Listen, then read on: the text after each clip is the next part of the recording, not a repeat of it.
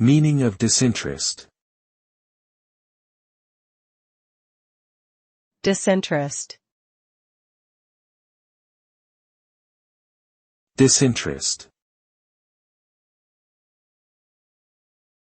Disinterest.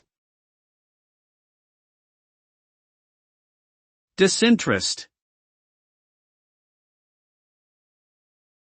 The term disinterest refers to a lack of interest or concern about something.